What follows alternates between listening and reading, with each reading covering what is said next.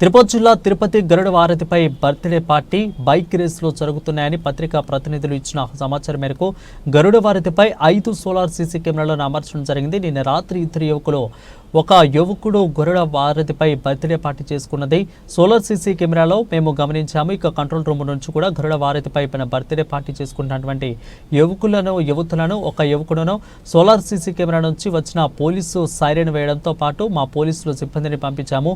ఇక అంతేకాకుండా గరుడ వారధిపై ఎక్కి ఒక వాహనము నిలుపుదల చేయవద్దని తిరుపతిని పోలీసులు వారిని విజ్ఞప్తి చేస్తున్నాము.